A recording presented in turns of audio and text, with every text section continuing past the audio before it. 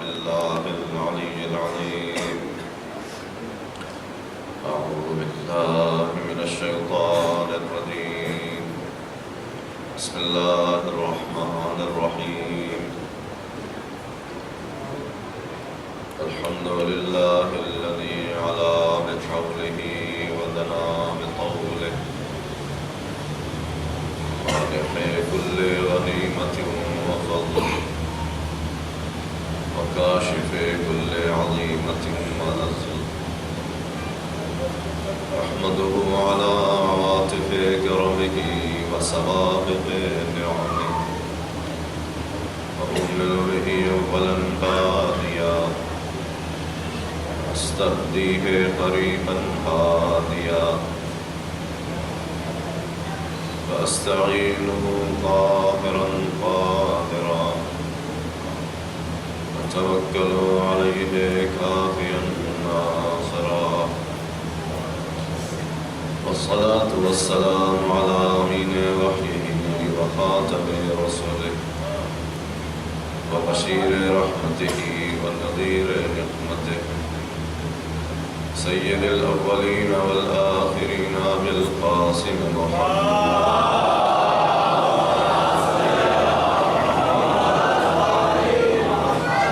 وعلى أهل بيته الطيبين الطاهرين المعصومين المظلومين،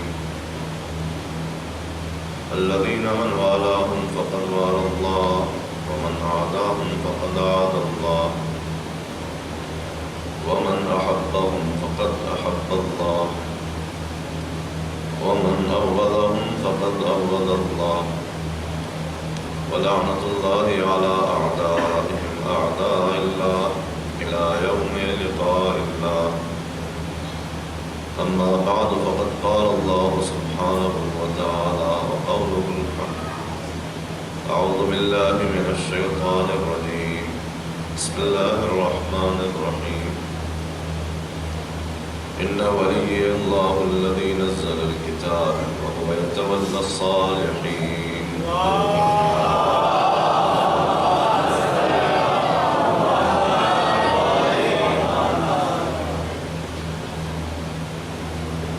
کل بروز پیر بعد نماز مغربین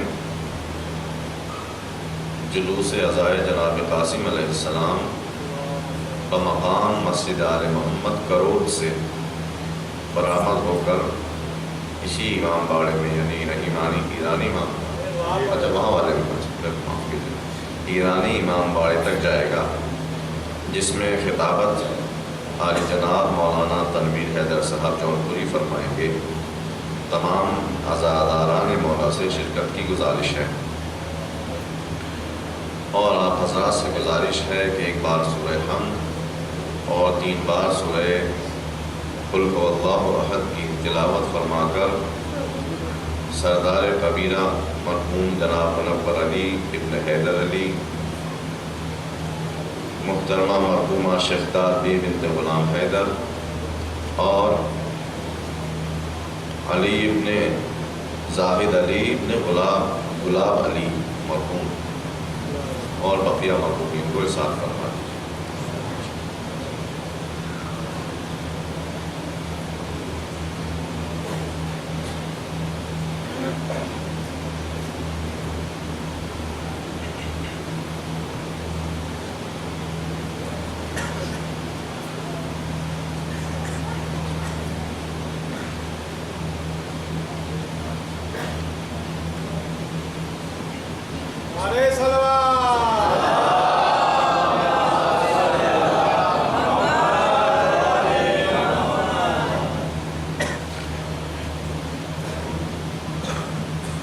ایک بار سب مل جل کر صلوات پڑھ دیجیے محمد والا۔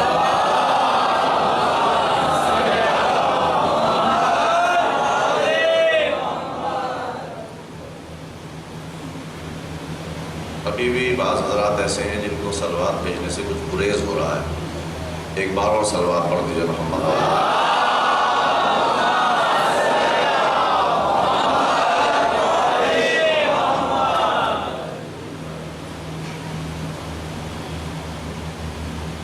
سورہ اعراف کی 196 نمبر تلاوت کی آیت ہے جس کو یہاں کی گفتگو کے لیے بعنوان کربلا مظہر ولایت آپ کے سامنے ہر روز تلاوت کرنے کا شرف حاصل کر رہا ہوں، اور اس کے ذیل میں ولایت کی اہمیت کی طرف اشارہ کرتے ہوئے ولایت کی جو قسمیں ہیں اس کو آپ کے سامنے وضاحت کرنے کی کوشش کی جا رہی ہے۔ اور یقیناً یہ کوئی ایسا موضوع نہیں ہے کہ جو آپ نے کبھی نہیں سنا ہے۔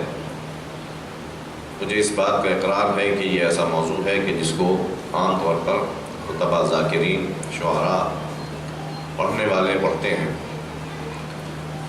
لیکن بہرحال جیسا کہ میں نے گزشتہ اپنی مجلسوں میں بھی عرض کیا کہ کچھ ایک ایسی باتیں ہو سکتی ہیں کہ جو عام طور پر ذکر نہیں کی جاتی اور وہ ہماری زندگی کے لیے ضروری ہیں اور اس ولایت کی اہمیت کو سمجھنے کے لیے لازمی ہیں، اور ولایت کے عقیدے سے بھرپور فیض اٹھانے اور اس کے اثرات کو اپنی زندگی میں محسوس کرنے، اور پھر اسی ولایت کے عقیدے کے ساتھ اس دنیا سے جانے، اور جب ہم اسی ولایت کے عقیدے پر اس دنیا سے چلے جائیں تو پھر انشاءاللہ اس دنیا میں اپنے مولا حضرات کی شفاعت سے فیضیاب ہونے کے لائق بن جائیں۔ اس لیے کہ یہ عرض کیا جا چکا آپ کی خدمت میں کہ خداوند متعال نے اسی ولایت کو ہم تک پہنچانے کے لیے جو خاص اہتمام کیا ہے وہ کسی دوسرے اپنے قانون کو پہنچانے کے لیے اہتمام نہیں کیا۔ تو جب اللہ تعالیٰ و تبارک نے اتنا اہتمام کیا ہے تو اس سے یہ بات سمجھ میں آ جاتی ہے بآسانی کہ جب کسی بھی شے کے لیے، کسی بھی چیز کے لیے خاص اہتمام ہوتا ہے تو اہتمام کرنے والے کی نظر میں اس کے اوپر پوری نظر رکھی جاتی ہے کہ جس چیز کے لیے ہم نے اہتمام کیا ہے اس میں کہیں کسی بھی طرف سے کوئی گڑبڑ تو نہیں ہو رہی ہے۔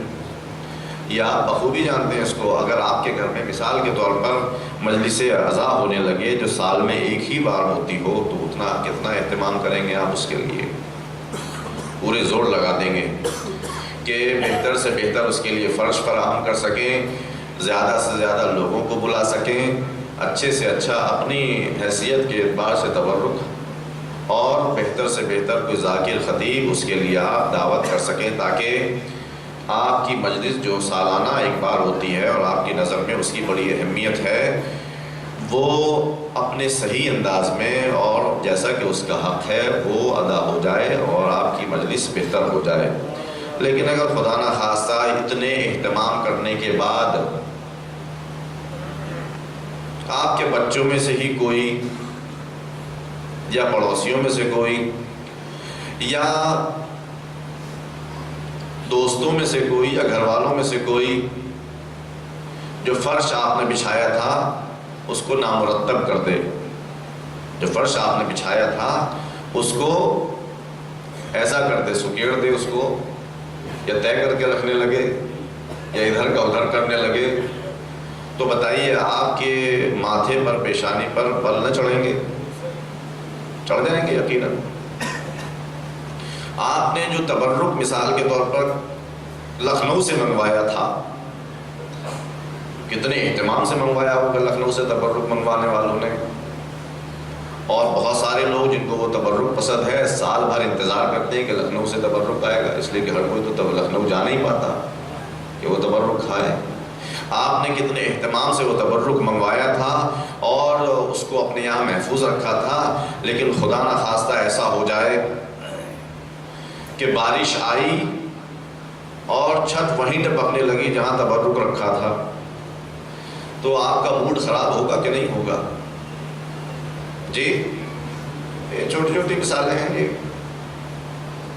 آپ کو شادی میں جانا تھا، اپنے پیارے دوست کی، جگری دوست کی شادی میں جانا تھا، اور دوست نے بڑی تاکید کی تھی کہ بھائی دیکھو شادی ایک ہی بار ہوتی ہے، تو اور میرا تمہارا تو بچپن کا یارانہ ہے، تو اس شادی میں ذرا اسپیشل سا سوٹ بنوانا، چاہے پیسے میں دے دوں گا، سلائی میں دے دوں گا۔ نہیں کوئی بات نہیں، میں تو دوست ہوں۔ آخر آپ نے بہت اچھا سا سوٹ بنوایا، فٹنگ کا سوٹ بنوایا، کائے کے لیے کہ وہ جو دوست ہے، عزیز جگری دوست ہے، اس کی شادی میں جانا ہے، اور سوٹ بنوانے کے بعد آپ نے اس کو ایک جگہ پر ٹانگ دیا، ہینگ کر دیا، ہینگر میں ٹانگ دیا، تاکہ مقررہ وقت پر آپ اس کو پہن کر اور باقاعدہ سج دھج کر دوست کی شادی میں جائیں۔ لیکن ہوا کیا، جب آپ نے ٹانگ دیا تھا، ابھی دو دن گزرے تھے کہ وہ تھوڑا میلا سا ہو گیا ٹنگے، تب آپ نے اس کو ڈرائی کلینر کو دے دیا کہ اچھا خاصا موقع ہے، اس خاص موقع ہے، اس کو ڈرائی کلین کروایا جائے، گھر میں نہ دھویا جائے۔ ڈرائی کلین کرانے کے لیے آپ نے بھیجا تھا، تو وہاں سے جو دھل کر آیا تو جو فٹنگ ہم نے کروائی تھی وہ اور ٹائٹ ہو گیا۔ تو بتائیے آپ کے کیا حال ہوگا آپ کا؟ جس چیز کے لیے سال بھر سے گویا آپ نے اہتمام کیا تھا، وہ چیز موقع کے اوپر آپ کے ہاتھ سے نکل گئی۔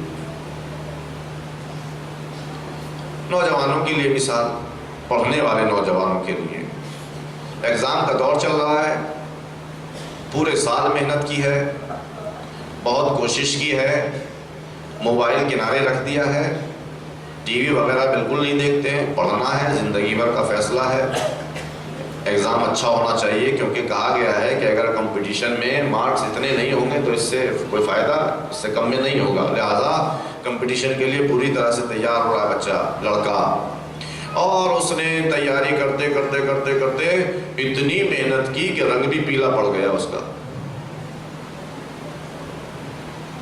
اور جس دن اس کا ایگزام تھا اس نے رات بھر بھی پڑھا،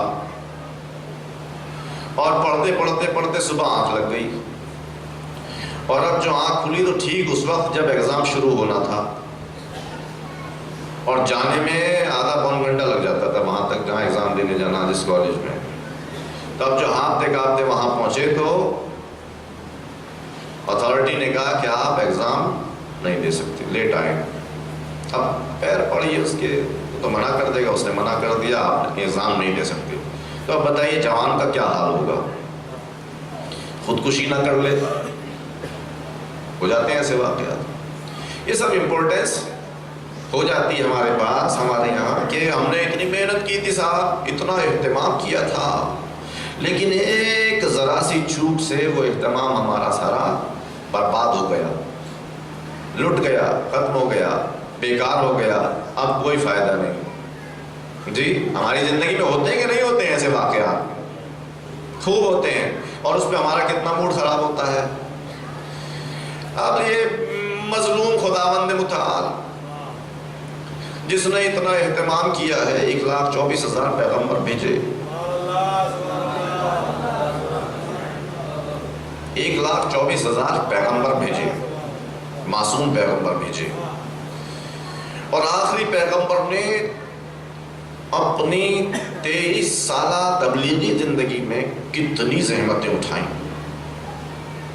اتنی زحمتیں اٹھائیں۔ کل جناب نوح کا واقعہ بھی آپ کو سنایا تھا، جناب نوح نے بھی کتنی زحمتیں اٹھائیں، اور جناب نوح نے تو کیا زحمتیں اٹھائی ہوگی جو حضرت کو زحمتیں ہوئیں، اس لیے کہ خود میرے سرکار نے فرمایا کہ ما اوذی نبی کما اوذیت، تبلیغ رسالت اور پیغام الہی کو پہنچانے میں جتنی تکلیفیں مجھے ہوئی ہیں کسی دوسرے نبی کو نہیں ہوئی ہیں۔ 950 سال جناب نوح نے پتھر کھائے کم و بیش، لیکن حضرت نے 950 نہیں کھائے۔ 23 سال میں کتنی تکلیفیں ان کو ہوئی ہوں گی، جو حضرت یہ فرماتے ہیں کہ جیسی تکلیفیں پیغام الہی پہنچانے میں مجھے ہوئی ہیں کسی نبی کو کہاں 950 سال اور کہاں گنتی کے 23 سال۔ ایسا ہو سکتا ہے کیا کہ 950 سال کی تکلیفوں کے اوپر یہ 23 سال بھاری ہوں؟ ایسا ہو سکتا ہے کیا؟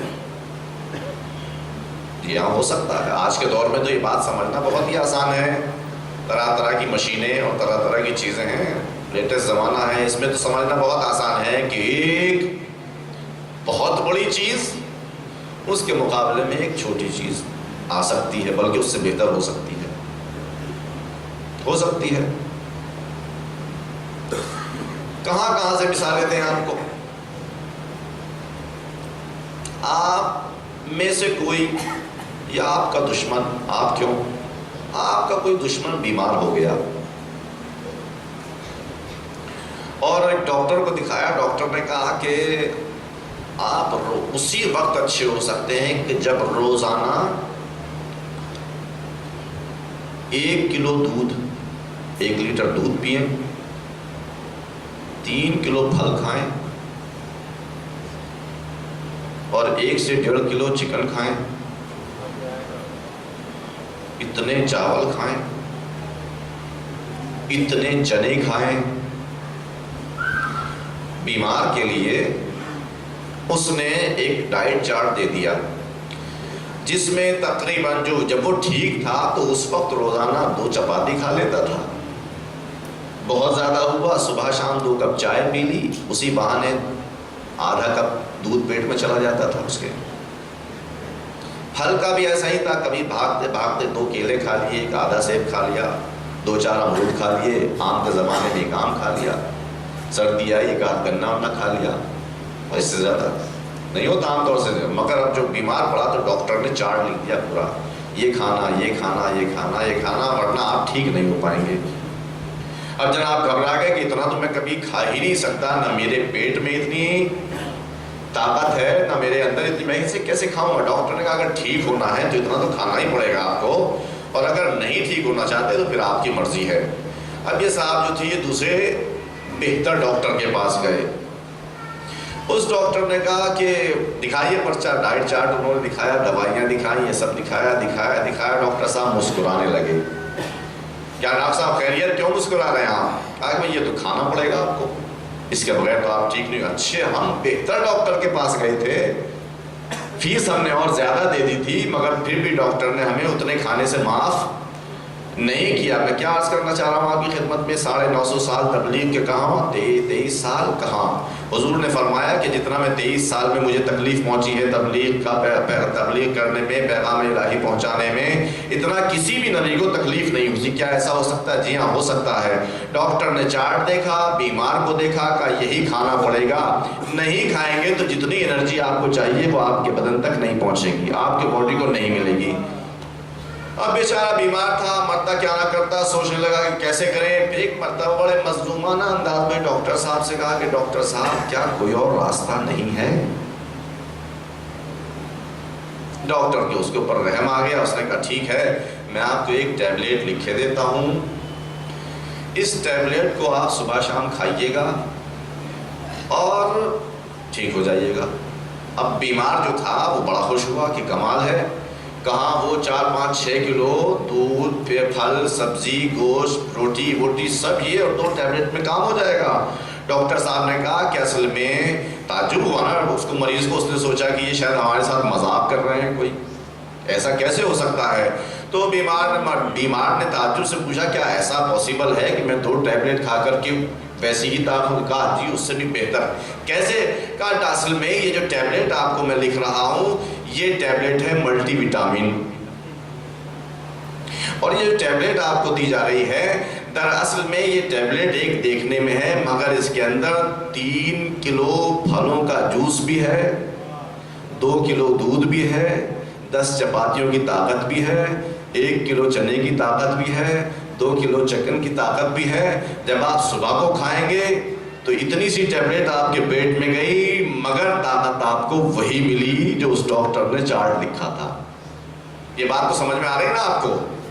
950 سال کی تکلیفیں خالی حضرت نوح کی، اور 1,23,998 نبیوں کی جو تکلیفیں ہیں وہ بھی اس کے ساتھ ایڈ کر لیجئے، یعنی 4-5 ہزار سال جو حضرت سے پہلے انبیاء آ کر کے تکلیفیں جھیل کر کے برداشت کر کے چلے گئے، وہ سب ایک طرف، میرے حضور کی 23 سالہ زندگی کی تبلیغی تکلیفیں ایک طرف۔ کیوں ایسا ہے؟ اسی اہتمام کی بات میں آپ تک پہنچانا چاہتا ہوں، اس لیے کہ تمام لوگوں نے جو پیغامات پہنچائے ہیں وہ توحید کا پیغام پہنچایا۔ کس نے؟ تمام انبیاء نے توحید کا پیغام پہنچایا، کوشش کی، پہنچا کہ نہیں پہنچا وہ ایک الگ بات ہے، پہنچایا۔ رسالت کو بھی پہنچایا۔ بہت سے انبیاء نے بہت سارے اللہ کے قوانین پہنچائے، لیکن وہ پیغام جو اللہ کو سب سے زیادہ عزیز تھا، وہ پیغام اللہ نے کسی کے ذریعے نہیں پہنچایا، کسی بھی نبی کو نہیں دیا وہ پیغام۔ اور میں نے اس دن بھی عرض کیا تھا، پھر عرض کروں گا آپ کے ذہنوں کو وہاں تک لے جانے کے لیے کہ یہ والا جو پیغام تھا اس کو بھی آن حضرت کو سب سے آخر میں پہنچانے کے لیے کہا گیا۔ اتنی پریکٹس کرائی، توحید کی پریکٹس کرائی، عدل کی کرائی، نبوت کی کرا دی، قیامت کی پریکٹس کرا دی، پھر احکام کی بات آئی تو یہاں نماز کی پریکٹس کرائی، روزے کی پریکٹس کرائی، حج کی پریکٹس کرائی، زکوٰۃ کی پریکٹس کرائی، جہاد کی پریکٹس کرائی۔ اتنی ساری پریکٹس کرانے کے بعد اعلان ولایت کر کے یہی بتایا کہ وہ تمام اذیتیں جو انبیاء کو صرف رسالت کے بارے میں ہوئی تھی، صرف توحید کے بارے میں ہوئی تھی، وہ سب ایک طرف ہیں، اور یہ جو تبلیغ ولایت میں تکلیفیں ہوں گی یہ سب ایک طرف ہیں۔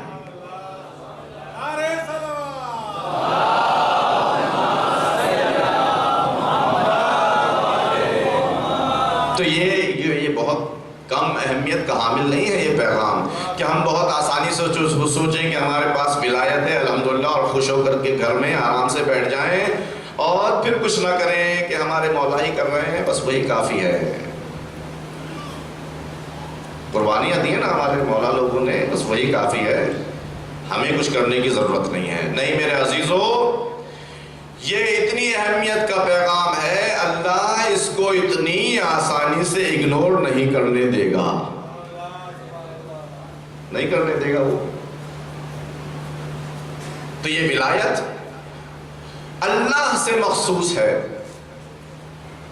فاللہ هو الولی،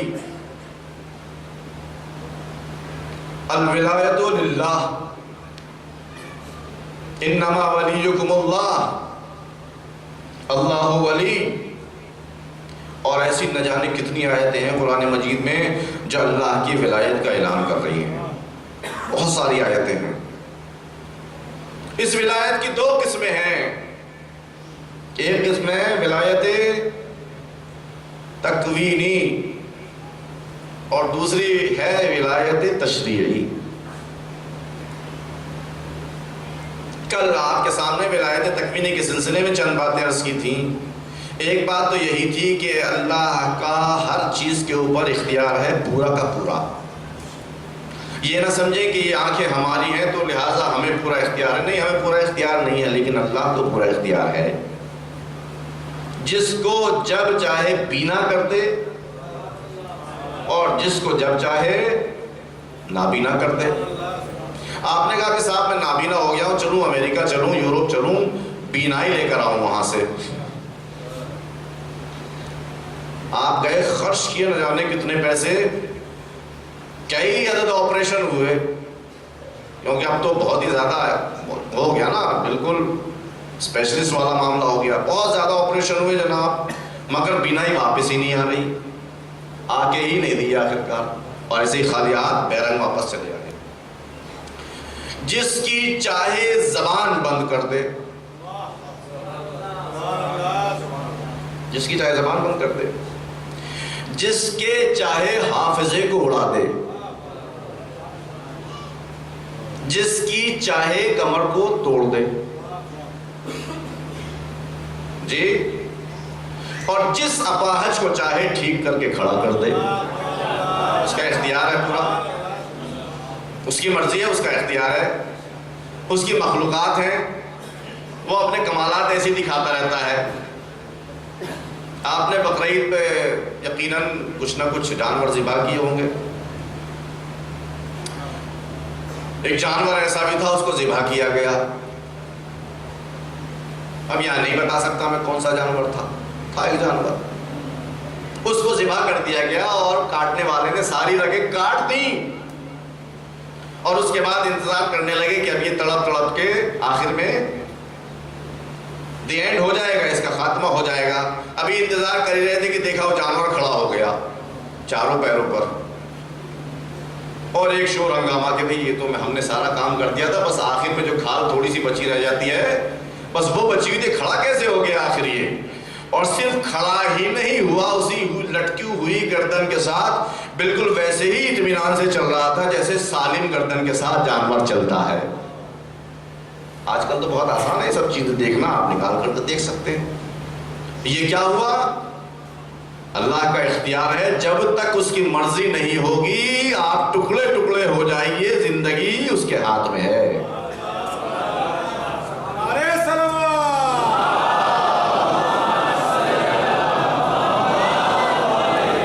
زندگی اور موت اس کے ہاتھ میں ہے، جب تک وہ چاہے گا کچھ بھی کرتے رہیے، زندگی زندگی رہے گی، اور نہیں چاہے گا تو کچھ بھی نہیں۔ ایک تماچا کسی کے مارا، کسی نے ختم ہو گیا، ایک تماچا، کچھ بھی تو نہیں۔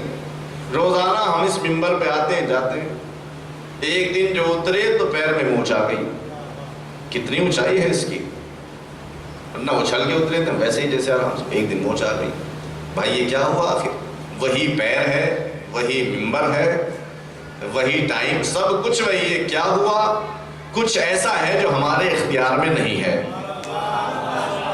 توجہ کیجیے گا، یہی بات ہے جو میں آپ کے سامنے عرض کرنا چاہ رہا ہوں کہ اللہ کو ولایت پوری حاصل ہے، ہر چیز کی رگ رگ اس کے ہاتھ میں ہے، اس کے قبضہ قدرت میں سب کچھ ہے۔ فاللہ هو الولی، وہی ولی ہے، اور یہ ولایت تکوینی ہے کیونکہ اسی نے ہر چیز کو پیدا کیا ہے، کیونکہ وہی ہر چیز کا مالک ہے، کیونکہ ہر چیز کو وہی روزی دیتا ہے، کیونکہ ہر چیز کا علم اس کے پاس ہے، لہٰذا یہ ولایت کسی نے اس کو نہیں دی ہے، ذاتی طور پر اس کی یہ ولایت ہے، اس کے پاس ہے۔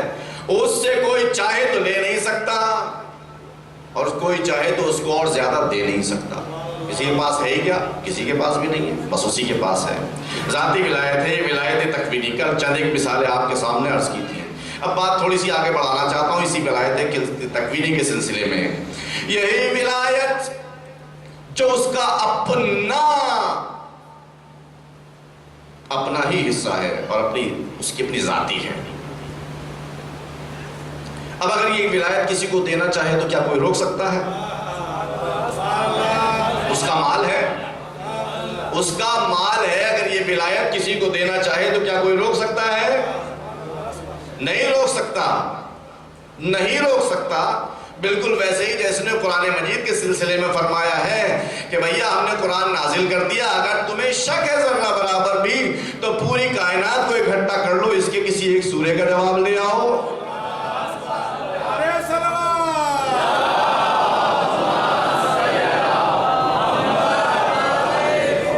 تھوڑی سی زحمت آپ کے لیے، آگے آگے تھوڑا سا آ جائے گی زحمت، آ جائیے۔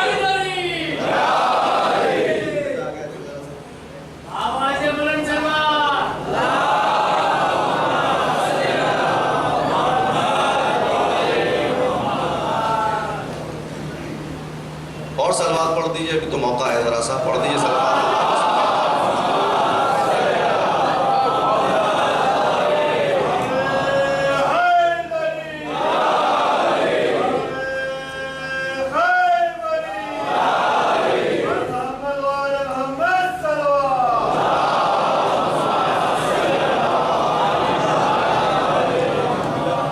کچھ سال پہلے تک شاید اب بھی ایسا ہوتا ہو، کچھ سال پہلے تھے جب لوگ صلوات بھجواتے تھے یا نعرے لگواتے تھے تو خطیب یا ذاکر جو بھی ہوتا وہ کہتا تھا جیو جیو جیو، سنا ہوا؟ مگر میں نہیں کہہ سکتا، اس لیے کہ مجھے جیو کمپنی سے کوئی ادھیکار نہیں ملا ہوا ہے۔ میں دعائیں آپ کو دے سکتا ہوں کہ اللہ ان تمام آوازوں پر اپنی مخصوص رحمت نازل فرمائے۔ تو ولایت تکوینی اگر وہ چاہے کسی کو دینا تو دے سکتا ہے کہ نہیں دے سکتا؟ یقیناً دے سکتے ہیں، بالکل ویسے ہی کہ جیسے آپ کے پاس 10 روپے ہیں، آپ کے اپنے ہیں، کسی کو دے سکتے ہیں؟ جی ہاں دے سکتے ہیں۔ آپ کا اپنا گھر ہے، دل چاہا کہ وہ پڑوسی جو بیچارہ ابھی تک رینٹ پر رہتا تھا، اس کو اس کے مالک مکان نے، اس کے کیئر ٹیکر نے اس کو باہر کر دیا، آپ کے پاس مکان تھا، آپ نے دے دیا۔ کوئی کہہ سکتا بھائی اس کو کیوں دے رہے ہیں آپ؟ نہیں کہہ سکتا، میرا گھر تھا، مجھے اختیار تھا، میں نے دے دیا۔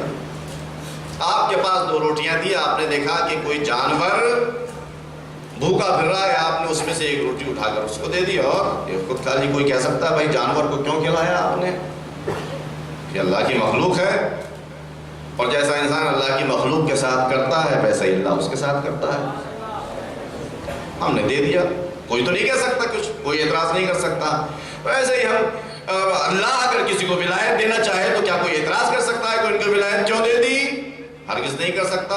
اسی لیے اللہ تعالیٰ و تبارک نے اپنی ولایت،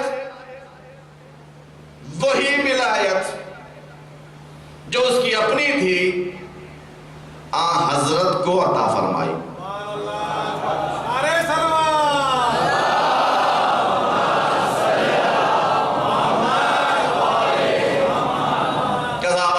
باتیں کرتے رہتے ہیں آپ لوگ، تو وہ کیسے کر دی اس نے، کیسے عنایت کر دی؟ کہاں اللہ، کہاں حضور؟ بشر، ٹھیک ہے کہ رسول ہیں، بشر ہے وہ، تو وہی ولایت کیسے آخر کیسے ہو سکتا ہے؟ اب اگر میں اپنی طرف سے کہوں تو ظاہر ہے کہ آپ فوراً آبجیکشن اٹھا سکتے ہیں کہ بھائی یہ تو ایسے ہی باتیں کرتے رہتے ہیں، ان کا کیا اعتبار ہے۔ لیکن اگر خود خدا کہے تو پھر اس میں تو کسی کو اعتراض کرنے کا حق نہیں ہے۔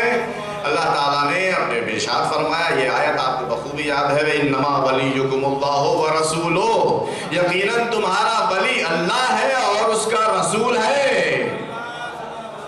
وہی ولایت جو اللہ کی تھی وہی رسول تک منتقل ہو گئی۔ کون سی ولایت؟ ولایت تکوینی۔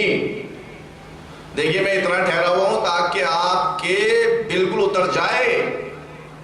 بعد میں اگر کوئی آپ سے سوال کرے کیسے ہو گیا تو بھائی آپ فوراً کہیے، ورنہ فائدہ کیا پھر؟ یہ کوئی قصے کہانی تھوڑی ہے، حقائق ہیں یہ قرآن مجید کے۔ انما ولیکم اللہ ورسولہ، یقیناً اور بس تمہارا ولی اللہ ہے اور اس کا رسول ہے۔ تو اللہ سے یہ ولایت، وہی ولایت تکوینی کہاں پہنچی؟ رسول تک پہنچی۔ توجہ کیجئے گا میرے عزیزو، ولایت تکوینی کا کیا مطلب تھا؟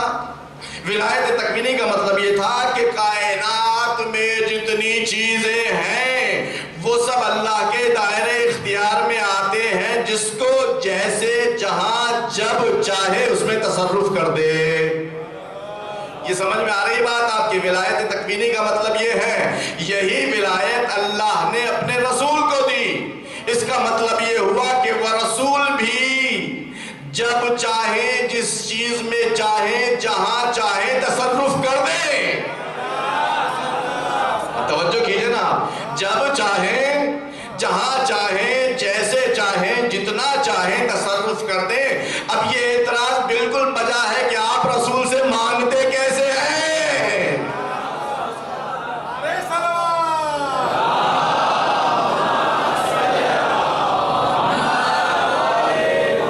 آپ رسول سے مانگتے یا رسول اللہ دے دیجئے دے دیجئے۔ بھئی ہم کیا کریں؟ جب اللہ ساری حکومت دے دیتا ہے تو پھر ہم تو انہی سے مانگیں گے نا، اب تو ہماری مجبوری ہے، اب تو انہی سے مانگیں گے۔ کیئر ٹیکر بنا دیا رسول کو کہ یہ آپ کے حصے میں۔ لیکن ایک فرق ہے میرے عزیزو،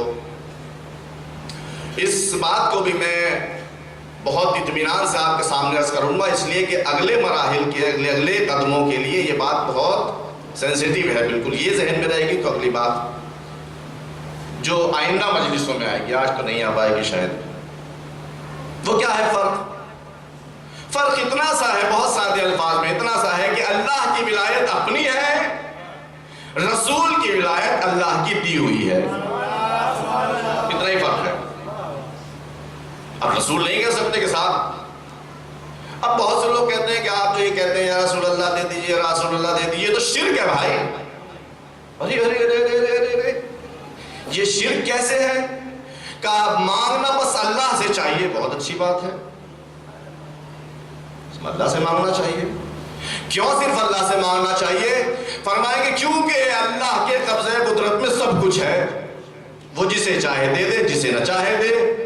تو ہم نے کہا تو پھر یہ جو فرمایا اللہ نے کہ انما ولیکم اللہ ورسولہ، تمہارا سرپرست اور ولی تو بس حکومت کرنے والا تمہارے اوپر تو بس اللہ ہے اور اس کا رسول ہے، اور اس نے اپنی ولایت اپنے رسول کو دے دی، تو کیا رسول اب چاہیں تو نہیں دے سکتے؟ جی. اور اب ہم کب کہہ رہے ہیں کہ رسول کے پاس جو ولایت ہے وہ ان کی اپنی ہے؟ فرق کو سمجھیے گا.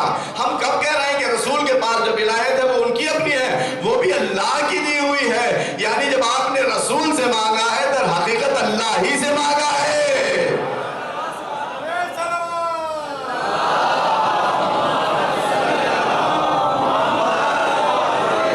اور آپ کو اس سے زیادہ کون محسوس کر سکتا ہے؟ بھیا یہاں اگر کوئی D M, deputy D M, کوئی ایس پی، کلیکٹر آ کر کے کچھ بھی غلط یا صحیح کرے تو آپ یہ نہیں کہیں گے کہ سرکار نے ایسا کر دیا. سرکار کہاں آئی ہے یہاں؟ بتائیے. خواہ خواہ ہمارے پی ایم کو دوش دیتے ہیں لوگ، خواہ خواہ کی بات ہے نا. پی ایم بیچارے کتنے صاف ستھرے، کتنے مومن، مولا کی بارگاہ میں لوہا پڑھتے ہیں، پکے مسلمان لگتے ہیں، اگرچہ مسلمانی ٹوپی پہننے سے گریز کرتے ہیں. انہیں ڈر لگتا ہے شاید کہ کہیں کوئی ٹوپی پہنا نہ دے. شاید اتنے مومن کہ مولا امام حسین علیہ السلام کے لیے نذرانے عقیدت پیش کرتے ہیں، اور لوگ خواہ خواہ کہتے ہیں کہ بھیا انہوں نے ایسا کر دیا، ایسا کر دیا، ایسا کر دیا. کیا کیا انہوں نے بھائی آپ کا؟ کہ نہیں، مسئلہ یہ نہیں ہے کہ انہوں نے خود کیا یا نہیں کیا. جو کچھ ان کے اختیار میں تھا اس سب نے ایسا کیا کہ اب یہ کہنا پڑ رہا ہے کہ انہوں نے کیا. دنیا کا ہر انسان جانتا ہے کہ بھائی اب آپ کیا، کہاں سے مثالیں آپ کو کہاں کی دوں. امریکہ نے آپ کا کچھ بگاڑا آج تک؟ جو ٹرمپ ہے اس وقت، اس نے کچھ بگاڑا آپ کا؟ لیکن پھر بھی آپ کہتے ہیں کہ مرد آباد. کیوں کہتے ہیں؟ کیوں کہتے ہیں بھائی آپ؟ کیونکہ آپ کہیں گے کہ ہر عقل مند انسان جانتا ہے کہ جو ہیڈ ہوتا ہے، ہیڈ، اس کے نیچے آنے والے تمام وہ لوگ جو اسی کے آرڈر پہ چلتے ہیں، ان کی نسبت ہر اچھے برے کی اسی کی طرف جاتی ہے. توجہ کیجیے، ہر اچھے برے کی نسبت ادھر ہی جاتی ہے. اگر مودی جی ابھی سب کے کھاتے میں 15 لاکھ ڈلوا دیں جو وعدہ کیا تھا تو کتنے پیارے ہو جائیں گے. حالانکہ مودی جی اپنی جیب سے نہیں ڈالیں گے. ہو جائیں گے نہیں ہو جائیں گے؟ اپنی جیب سے تو نہیں ڈالیں گے، مگر ڈلوائیں گے. وہ خود بھی نہیں ڈلوائیں گے، کہیں گے بھائی آپ اپنا کھاتا دے دیجئے میں ڈال دوں، آپ اپنا کھاتا میں ڈال دوں. کون ڈالے گا؟ بینک ہی تو ڈالے گا. مگر آپ کہیں کہ مودی جی کتنے مہان ہیں کہ انہوں نے 15 لاکھ ڈلوا دیے. بس یہی بات تو میں سمجھانا چاہ رہا ہوں عزیزوں، بہت سے ایسے لوگوں کو جو یہ کہتے ہیں کہ رسول سے نہ کہو یا رسول اللہ یہ دے دو، یہ دے دو، یہ دو، کیونکہ یہ ہے شرک. ہم کہتے ہیں بھائی شرک اس وقت ہوگا جب خدا کے مقابلے میں لا کر کھڑا کر دیں. ہم یہ کہتے ہیں کہ شرک اس وقت ہوگا جب خدا کے مقابلے میں لا کر کھڑا کر دیں. ہم جو یا رسول اللہ کہہ کر اگر ہم سے کچھ مانگ رہے ہیں تو ہماری نظروں میں یہ ہے کہ رسول اگر دیں گے تو اسی کی اجازت سے دیں گے. صلوات بھیجے محمد والا.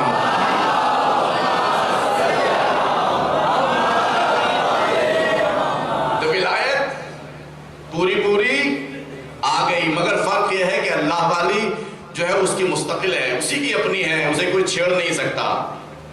اور اگر ان کے پاس بھی ولایت ہے، مگر فرق یہ ہے کہ ان کی اپنی نہیں ہے، ان کو دی گئی ہے. اور خدا چاہے تو لے سکتا ہے، اس کی مرضی جب آ جائے لے سکتا ہے، کیونکہ دی گئی ہے. آپ کہیں گے صاحب کچھ جب ولایت ملی ہے تو کچھ اس کے آثار بھی ہونے چاہیے. یقیناً آثار ہیں اس کے. اللہ کے رسول کو ولایت ملی، ہر چیز کا اختیار ان کے ہاتھ. اب یہ بات الگ ہے کہ بشری تقاضوں کے تحت وہ کبھی اس ولایت کو استعمال کرتے ہیں، کبھی نہیں کرتے، جیسا کہ ان کو حکم ملا ویسی زندگی بسر کرتے ہیں، مگر کہیں کہیں اس ولایت کا اثر دیکھنے کو بخوبی آتا ہے۔ یہ نہج البلاغہ کے خطبہ قاسیہ میں امیر بیان حضرت علی ابن ابی طالب علیہ السلام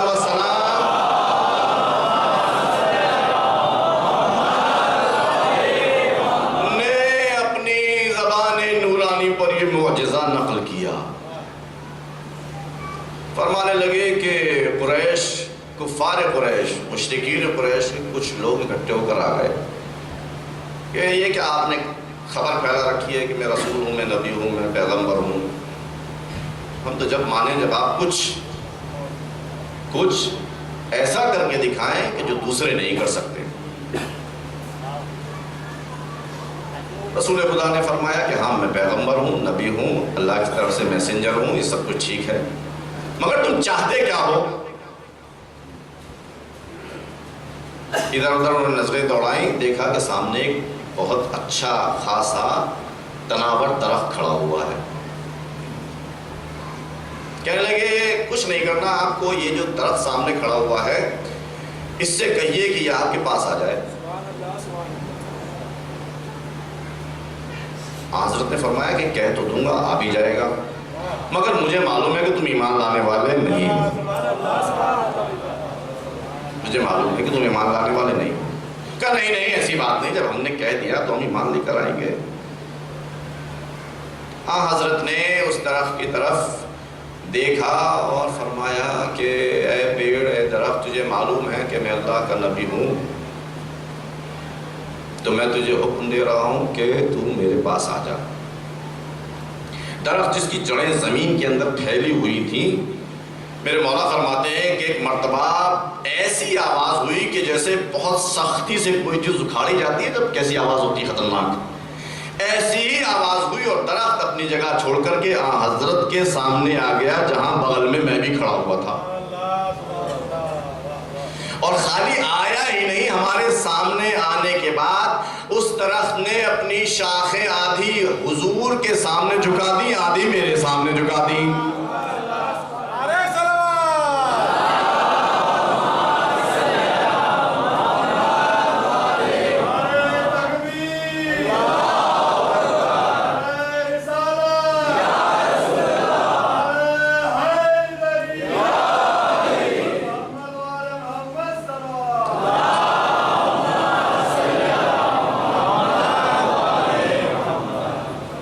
حضرت نے کیا اس کو حکم دیا تھا کہ بھائی ہمارے سامنے آ جا، وہ آ گیا، مگر ایک کام اس نے ایکسٹرا کر ڈالا، اس پیڑ نے اپنی شاخیں جھکا دی تھی۔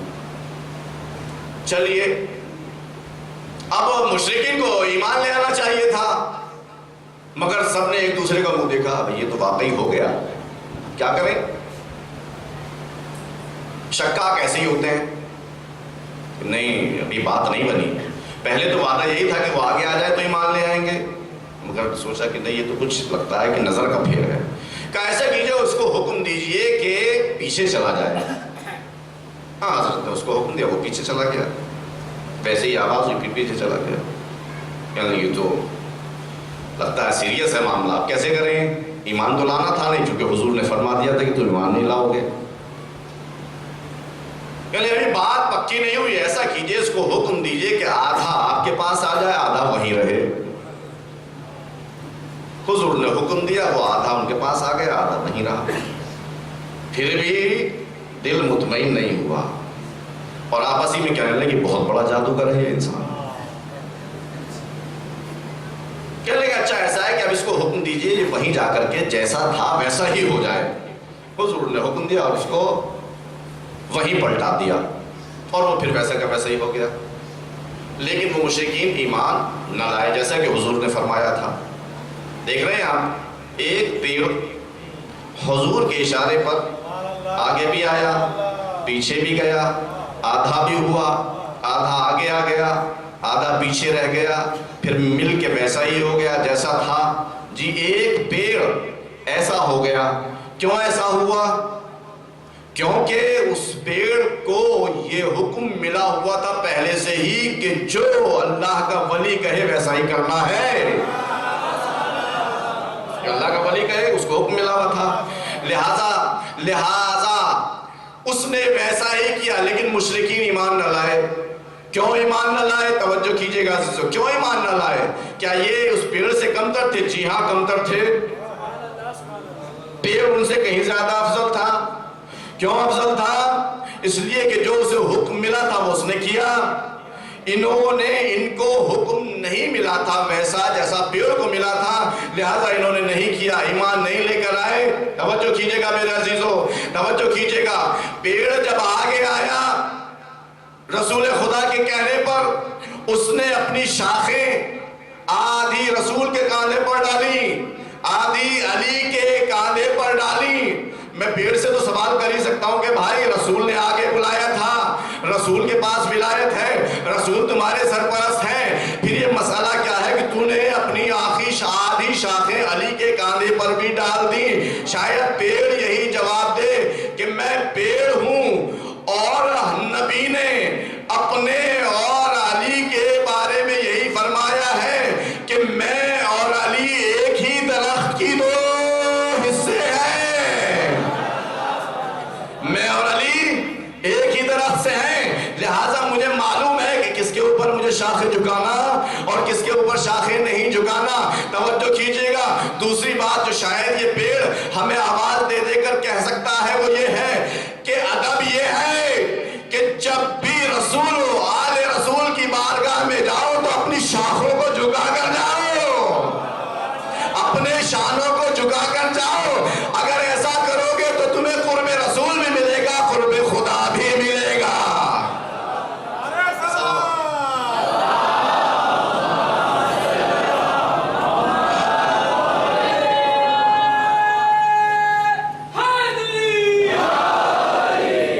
قرب خدا بھی ملے گا اور قرب رسول بھی ملے گا۔ لیکن اتنے بڑے ولایت رکھنے والے کو اگر ولایت نہیں ہے کسی چیز پر تو ہمارے دل پر، ہمارے دل کو موڑنے کی اجازت نہیں ہے۔ اگر اجازت ہوتی تو کس کی مجال تھی کہ حضرت کہیں گے کلمہ پڑھو، کلمہ نہ پڑھے؟ جی اگر ان کو اجازت ہوتی تو کس کی مجال تھی جب وہ کہیں کہ کلمہ پڑھو اور وہ کلمہ نہ پڑھے؟ ایک تاریخی مثال دیتا ہوں، آپ نے سنی ہوگی کہ اللہ جب چاہے تو کر بیٹھتا ہے، اس کی ولایت بالکل مطلق ہے بغیر کسی قید و شرط کے، لیکن ان کی ولایت بھی اگرچہ بالکل ویسی ہی ہے مگر تھوڑی سی شرط، اس کی منشا۔ جناب ابراہیم کہ یہاں کچھ مزدور آئے تھے، بلا کر لائے تھے جناب ابراہیم، وہ کافر مشرک مزدور آئے تھے جو جناب ابراہیم بغیر مہمان کے کھانا تو کھاتے نہیں تھے۔ انہوں نے دیکھا مزدور کھڑے ہوئے ہیں، کوئی مہمان تو آیا نہیں، انہیں کو بلا لیا، آؤ کھانا کھا لو۔ انہوں نے کہا صاحب مزدوری کے لیے کھڑے ہوئے ہیں، آپ کیا کھانے کے لیے جائیں گے؟ تو پھر ہماری مزدوری نکل جائے گا، مزدوری بھی دوں گا۔ اس سے بہتر جاب اور کیا ہو سکتی ہے کہ پیٹ بھی بھر جائے، پیسے بھی مل جائیں؟ ایسی جاب اللہ ہر کسی کو نصیب کرے۔ جناب ابراہیم بلا رہا ہے، کھانا کھلا دیا اور کھانا جب کھانے لگے، کھا کے اور پیسے لے کے جانے لگے تو جناب ابراہیم نے کہا بھائی ایسا ہے کہ دیکھو میرا ایک خدا ہے اور وہی مجھے روزی دیتا ہے، وہی رزق دیتا ہے، تو حق یہ ہے کہ ہم سب مل کر کے اس کا سجدہ کر لیں۔ کہنے لگے ہم کہاں اس خدا کو مانتے ہیں؟ جناب ابراہیم کا جملہ کتنا نورانی ہے، دیکھیے کہ جو روزی دینے والا ہے، جو ساری نعمتیں دینے والا ہے، اس کا حق یہ ہے کہ اس کے سامنے سجدہ کیا جائے۔ اس کے سامنے کیا کیا جائے؟ کیا کیا جائے؟ سجدہ کیا جائے اس کے سامنے، جو ہمیں سب کچھ دینے والا ہے۔ اور میرے مجمع میں شاید ہی کوئی ایسا ہو جو یہ کہے کہ مجھے خدا نے کچھ نہیں دیا۔ بھیا ہو تو بتائیے۔ آپ کا سکوت بتا رہا ہے کہ کم از کم آپ کو اللہ نے کان تو دیے ہی ہیں۔ مانگے تو نہیں تھے آپ نے اللہ سے، نہیں مانگے تھے، اللہ نے دے دیے۔ اور اب آپ کان سے کیسی کیسی لذت والی چیزیں سنتے ہیں جی، کیسے کیسی چیزیں سنتے ہیں، یہ ایک الگ موضوع ہے۔ تو اللہ نے دیا ہے تو اس کا حق ہے کہ اس کا شکر ادا کیا جائے، سجدہ کیا جائے۔ جناب ابراہیم نے جیسے کہا وہ نہیں مانے، کہا بھائی کر لو، میں بھی کرتا ہوں۔ تو مزدوروں نے کہا چلو بھائی کیا جاتا ہے، ایک بار سر جھکا لیتے ہیں۔ جناب ابراہیم نے ان کا سر جھکوا دیا، دل نہ جھکوا سکے۔ سر جیسے جھکا بارگاہ الہی میں، یا اللہ جو کام میرا تھا وہ میں نے کر دیا، جو تیرا کام ہے وہ تو کر دے۔ دیکھیے میں آپ کو کہاں لے جانا چاہ رہا ہوں، دل کا جھکوانا پیغمبر کے بس میں بھی نہیں ہے، ان کو اتنی ولایت نہیں ہے کہ وہ دلوں کو جھکا سکیں، یعنی اتنا جھکا سکیں کہ بندہ مومن بن جائے۔ یہ کام بس اللہ کا ہے، بس اللہ کا ہے۔ اگر خدا نہ خاصہ ہمارے مجمع میں کوئی ایسا ہے کہ جس کا دل اللہ کی بارگاہ میں نہیں جھک رہا ہے، تو اسے اللہ سے درخواست کرنی چاہیے کہ اللہ میرے دل کو بھی جھکا دے، اسے اللہ ہی سے درخواست کرنی چاہیے کہ میرے دل کو بھی جھکا دے، اس لیے کہ جس کا دل تیری بارگاہ میں جھک جائے پھر پوری دنیا کے سامنے نہیں جھکتا۔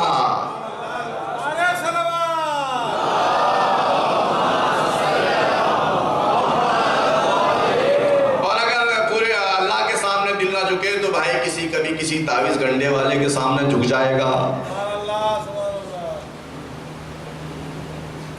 کبھی کسی درگاہ پہ جھک جائے گا، کبھی کسی مسجد کی جنات والی مسجد کے چوکھٹ پہ جھک جائے گا، کیونکہ وہاں جنات ہیں وہ کام بنا دیتے ہیں۔ اور اگر اللہ کے سامنے دل جھکا ہو تو انسان سمندر کے اندر بھی ہوگا تو اللہ وہیں اس کا کام بنا دے گا۔ چاروں طرف سے نا امید ہے انسان، مگر اللہ کام بنا دے گا کیونکہ اللہ کے سامنے سر جھکا ہے۔ تو حضرت کو یہ اختیار نہیں، ان کا اختیار کیا ہے؟ ان کا اختیار ہر چیز کے اوپر ہے۔ وہ چاہے تو ہمیں لنگڑا لولا کر دیں حضرت، وہ چاہے تو ہمیں بینائی دے دیں، وہ چاہے تو ہمارے گھر میں چھپڑ پھاڑ کر آسمانی خزانہ انڈیل دیں، یہ سب اختیار ہے ان کو۔ وہ چاہے تو ہمیں اولاد دے دیں، وہ چاہے تو ہمیں اچھی سی کوئی شریک حیات دے دیں، وہ چاہے تو اچھی سی جاب دلوا دیں، وہ چاہے تو بگڑتی ہوئی قسمت کو بدل، سب کچھ کر سکتے ہیں سوائے ہمارے دل کو بدلنے کے۔ اب میں آپ کہیں گے یہ کہاں سے کہہ رہے ہیں، تو بڑی عجیب سی بات کہہ رہے ہیں، عجیب سی بات ہے، ہم نے تو سنا کہ ہر چیز کے اوپر جی فرمایا خالق کائنات نے افانت تکرہ الناس حتی یکونوا مؤمنین، اے پیغمبر کیا تم لوگوں کو مومن ہونے پر مجبور کرو گے؟ ان اللہ یہدی من یشاء، اللہ ہی ہے جو جس کو چاہے تو ہدایت دے دے، آپ نہیں مجبور کر سکتے۔ لست علیہم بمسیطر، آپ ان کے اوپر کوئی ٹھیکیدار نہیں ہے کہ مومن کیوں نہیں، بس اپنی سی مشقت کر سکتے ہیں، اپنی سی زحمت کر سکتے ہیں کہ یہ مومن ہو جائیں، دعا کر سکتے ہیں، صبح و شام محنت کر سکتے ہیں، جتنے طریقے ہیں وہ سب اپنا سکتے ہیں، لیکن یہ کہ چاہیں کہ ایک پھونک سے مومن کر دیں، یہ نہیں ہو سکتا۔ اس لیے کہ ایک بہت سامنے کی بات ہے، بہت ختم ہو گیا، بہت سامنے کی بات ہے کہ اگر ایسا ہو جائے تو دنیا کا جو پورا سسٹم اللہ نے رکھا وہ بگڑ جائے گا، تو بگڑ جائے گا، اور اب وقت میں گنجائش نہیں کہ میں اس کی وضاحت کروں آپ سے۔ تو حضرت کو ہر چیز کے اوپر اختیار ہے، جتنی چیزیں اس کائنات میں ہیں۔ ایک جنگ ہوئی، اس میں میرے سرکار تھوڑی سی دیر کے لیے نظریں بچا کر آرام کرنے کے لیے کسی چوٹی پر چھپ کر کے آرام کرنے کے لیے لیٹ گئے، جا کر کے کسی نے دیکھ لیا، دوسری پارٹی جو تھی سامنے والی اس نے دیکھ لیا کہ آپ اکیلے ہیں، اس وقت تو کام آسانی سے ہو سکتا، تلوار لے کر پہنچ گیا اور سر کے اوپر کھڑا ہو گیا، حضرت کی آنکھیں بند، سر کے اوپر کھڑا، کہتا ہے کہ نام لے کر کہتا ہے کہ یہ بتائیے کہ آپ کو اب کون بچائے گا، تلوار سر کے اوپر۔ حضرت ویسے ہی آرام سے لیٹے ہوئے اور آنکھیں کھولی دیکھا تلوار سر کے اوپر کھڑی ہوئی ہے. ہم ہوتے تو کیا کرتے؟ پتہ نہیں کیا کیا کرتے. تلوار لٹکی ہوئی ہے. حضرت کی بہت ہی اطمینان سے فرمایا کہ میرا خدا مجھے بچائے گا, میرا خدا میرا بچائے گا. دیکھیے اللہ کی ولایت ہر چیز کے اوپر. اس نے کہا اچھا اللہ بچائے گا؟ ہاں بچائے گا. بس جس پتھر کے اوپر پیر تھا اس کا وہ پتھر پھسلا, تلوار اس کے ہاتھ سے گر گئی, وہ پھسلتے پھسلتے یوں ہی کھڑا رہ گیا. فوراً میرے حضور سرکار جان قربان ان کے اوپر کھڑے ہوئے, تلوار ہاتھ میں لی اور اب اس کے سر کے اوپر, اب تو بچا, تو بتا تجھے کون بچائے گا.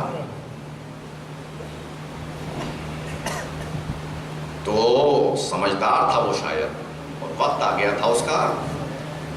کہنے لگا کہ میں آپ کے خدا کو تو مانتا نہیں ہوں, لیکن ہاں آپ کو اچھی طرح سے پہچانتا ہوں. مجھے آپ کا جود و کرم بچائے گا, مجھے آپ کا جود و کرم بچائے گا, آپ کی مہربانی بچائے گی. اب حضرت نے جب یہ قصہ دیکھ لیا کہ میرے جود و کرم کو تھام لیا اس نے, تو ظاہر ہے ان کی مہربانی, رحمت للعالمین تھے, انہوں نے اس کو آزاد کر دیا کہ جا. اب جیسے ہی حضرت نے تلوار نیچے کی, فوراً کہنے لگا جلدی سے مجھے کلمہ پڑھوا دیجئے. توجہ کیجئے گا, جلدی سے مجھے کلمہ پڑھوا دیجئے. میں آپ سے یہ تو سوال کر ہی سکتا ہوں, کیا میرے سرکار نے کوئی دعا پڑھی تھی, کوئی طریقہ اپنایا تھا, کچھ ایسا کیا تھا کہ اس سے کہا کہ تم مسلمان ہو جا؟ نہیں, ہرگز نہیں.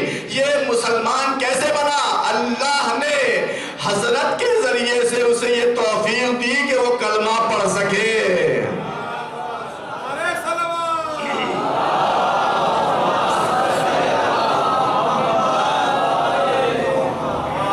مسلمان ہو گیا. میں یہاں ایک دو جملے تو آپ سے کہہ ہی سکتا ہوں, آپ سب اپنے ہیں, میں تو سمجھ ہی رہا ہوں آپ کو اپنا. بہرحال ایک دو جملے میں کہہ سکتا ہوں کہ بھائی تلوار چل سکتی تھی, حضرت کافر کو مار دیتے, کافروں سے تو لڑنے گئے تھے وہاں, اور چلا دیتے تلوار, اور سب آ کر دیکھتے, اور سپاہی جو اسلام کے تھے وہ بھی کہتے کہ بھئی حضور کو ہم نے اکیلا چھوڑ دیا تھا, مگر اللہ کا شکر ہے کہ حضور نے اپنا دفاع کیا اور مشرک کو مار ڈالا, کافر کو مار ڈالا, مگر حضور نے اس مشرک اور کافر کو نہیں مارا. اب ہم سمجھے کہ نہ سمجھے حضور کی سیرت کو؟ حضور نے تلوار نہیں چلائی, خون نہیں بہایا, کیا تو کیا کیا؟ اپنے کرم کا جادو دکھایا. جادو وہ والا نہیں تھا جو ساحر اور ان کو کہتے نہیں, وہ والا نہیں تھا. یعنی اتنا کرم اس کے اوپر کیا کہ وہ مجبور ہو گیا کلمہ پڑھنے کے لیے. بس یہی جملہ میں عرض کرنا چاہتا ہوں, میدان جنگ میں سپاہ اسلام گئی تھی کافروں کو قتل کرنے کے لیے, یہاں میرے حضور نے اپنے جود و کرم سے کفر کو قتل کر دیا. صلوات بھیجئے محمد و آل محمد پر.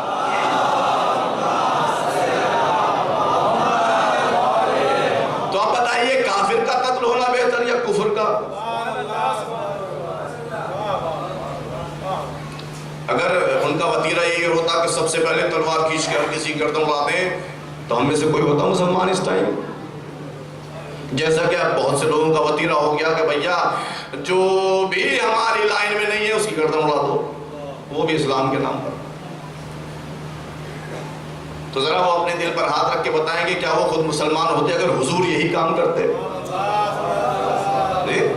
سیدھا سا سوال ہے. اگر ہر کافر اور ہر مشرک کو حضور قتل کرنے لگتے تو دنیا میں کوئی بچتا سوائے چند قریش کے؟ کوئی نہیں بچتا. مگر اصل میں ان کی روش یہ ہے ہی نہیں. اب یہاں پر یہ بات کہہ سکتا ہوں میں آسانی سے کہ محمد و آل محمد کی سیرت یہ نہیں ہے کہ وہ چھوٹتے ہی خون بہائے. اے کاش میری بات آپ تک پہنچ جائے. ان کی روش یہ نہیں ہے کہ پہلے ہی مرحلے میں خون بہانا شروع کریں. ان کی روش یہ ہے کہ وہ سب سے آخر میں اس کا سہارا لیتے ہیں. سب سے آخر میں اس کا سہارا لیتے ہیں. اور اس کی مثال تاریخی دے دوں، آپ نے بہت سنی ہے. ابھی میرے پاس 5-7 منٹ ہیں، چونکہ بہت ہی حساس مرحلہ ہے، اس لیے میں آپ کے سامنے 5-7 منٹ اور. اہل بیت کی روش اور رسول والے رسول کی روش یہ ہے کہ وہ سب سے آخر میں جب کوئی چارہ رہ ہی نہیں جاتا سوائے خون بہانے کے، اور اس وقت بھی بس اتنا کہ جس میں کام چل جائے. بہت فرق ہے. آپ نے سنا ہے نا،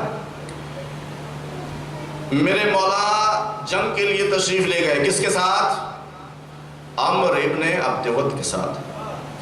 سنی ہے آپ نے یہ داستان، ایسے بھی سن لیجئے. وہ آیا لڑنے کے لیے، مولا سامنے اس کے کھڑے ہوئے ہیں. مولا زمین کے اوپر ہے، وہ گھوڑے کے اوپر ہے.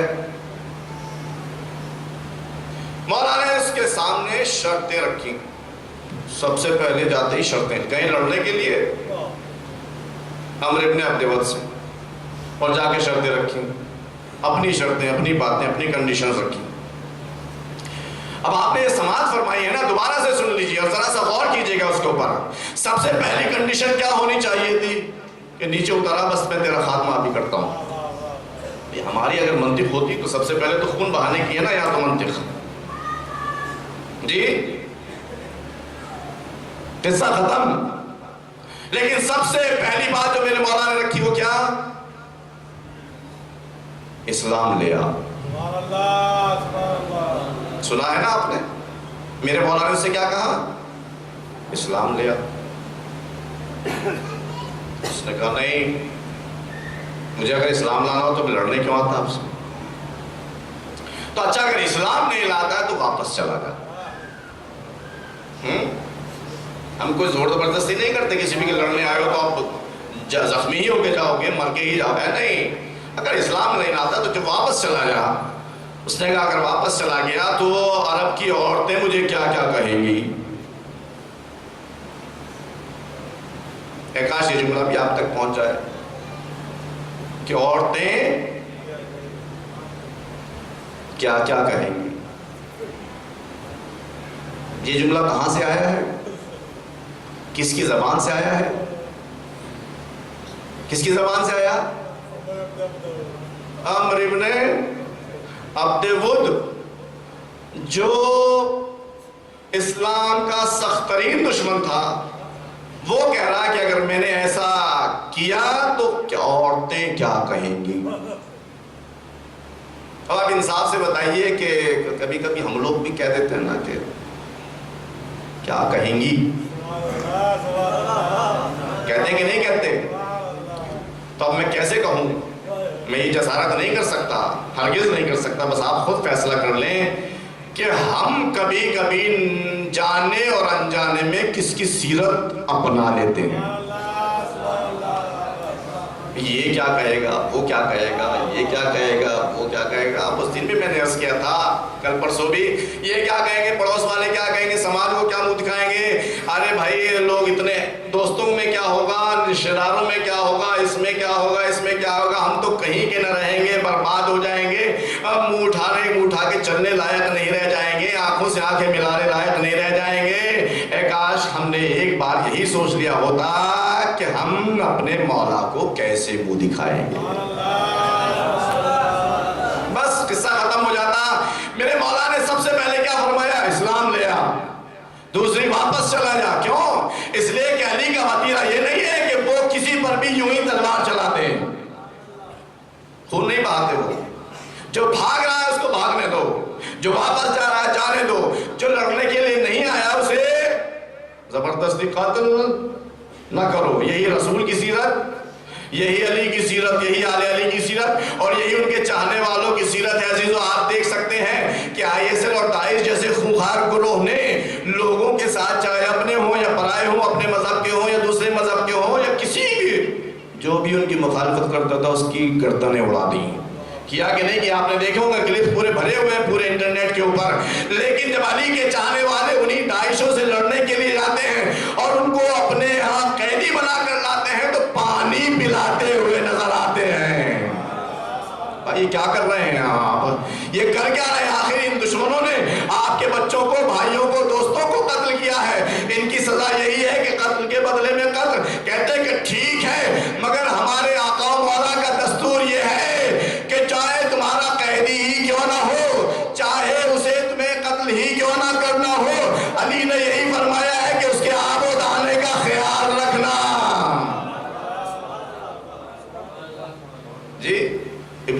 ساتھ کیا کیا تھا؟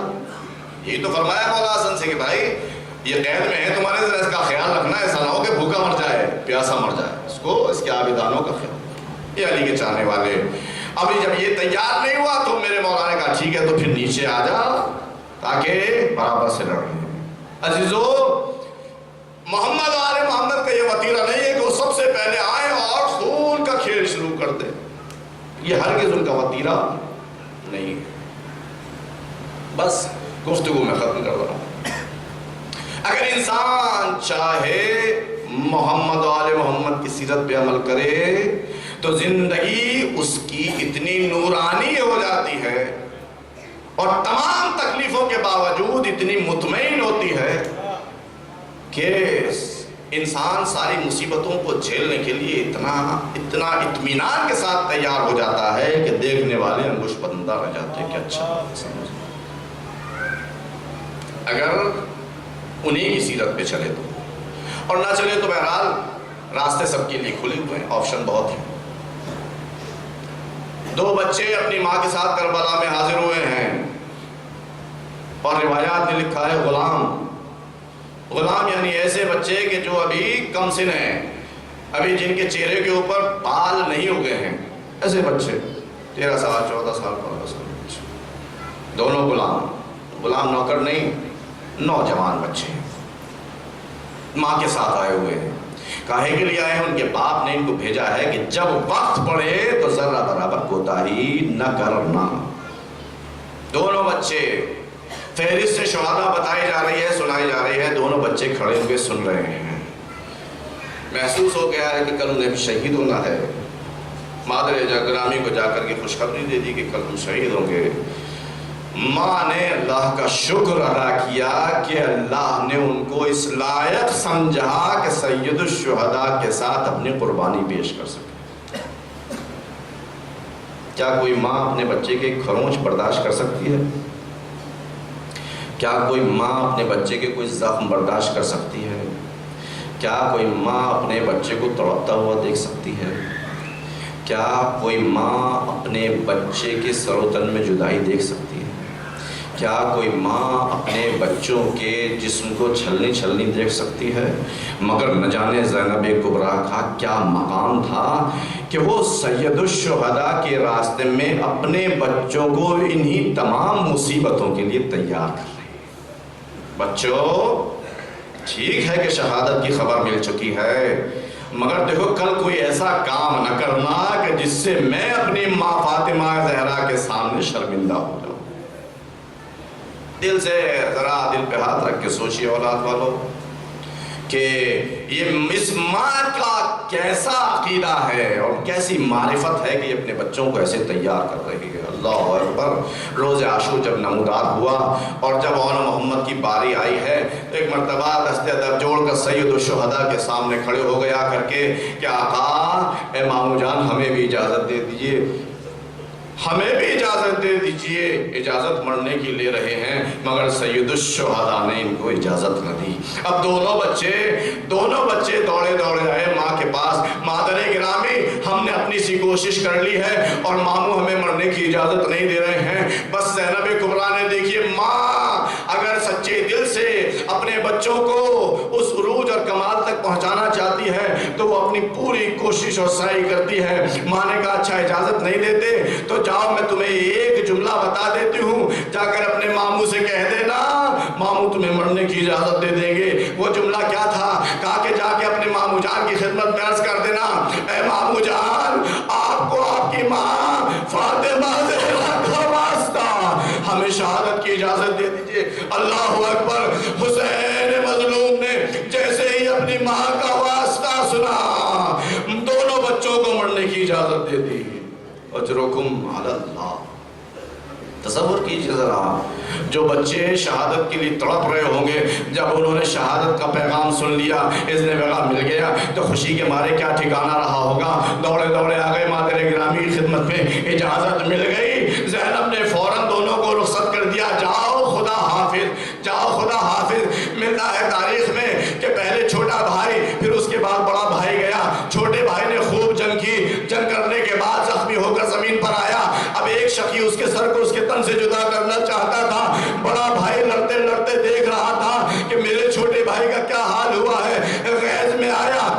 شقیق کو فنار کیا، اپنے بھائی کو بچانے کے لیے لڑتا رہا، مگر دوسرے بھائی کو بھی بسر سعد کے فوجیوں نے گھیر کر چاروں طرف سے حملہ کیا۔ دونوں بچوں کے اوپر نیزوں کی بارش، تلواروں سے کاٹا جا رہا ہے۔ ایک وقت وہ آیا جب دونوں بچے زخموں سے چور چور ہو کر اپنے ماموں کو آواز دے رہے ہیں، ماموں جان خدا حافظ۔ اب ذرا انصاف سے سوچئے، یہ جو آواز سید الشہداء کے کان میں پہنچی تھی، کیا یہ زینب کبریٰ کے کان میں نہ پہنچی ہوگی؟ یقیناً۔ لیکن زینب کبریٰ خیمے سے باہر نہ آئی، حالانکہ تاریخ یہی لکھتی ہے کہ جب بھی بنی ہاشم کا کوئی شہید جاتا تھا اور شہادت کے بعد اس کی جسد واپس لایا جاتا تھا تو زینب کبریٰ بھی حسین کی شریک کار ہوا کرتی تھی، مگر یہ موقع ایسا تھا کہ بچوں کی لاشیں ادھر سے آ رہی ہیں، زینب کبریٰ اپنے خیمے کے اندر، ارے کہیں بھیا کے سامنے اپنے بچوں کی لاشوں کو دیکھ کر منہ سے کوئی ایسا کلمہ نہ نکل جائے جس سے میرے بھیا کو شرمندگی ہو۔ اے زینب کبریٰ، تمہارے صبر کے اوپر لاکھوں سلام کہ اپنے بچوں کی لاشوں کو دیکھ کر نہ تڑپی، نہیں تڑپی زینب کبریٰ، ہاں اپنے بچوں کو یاد کر کے روئی تو کب؟ جب کوفہ و شام سے واپس گھر پہنچی، اپنے بچوں کے بستر لگے ہوئے دیکھے، اب رہا نہ گیا، آواز دی اور محمد میں تمہیں نہ رو سکی، یا فاطمہ یا محمد، انا للہ و انا الیہ۔ ماتم حسین۔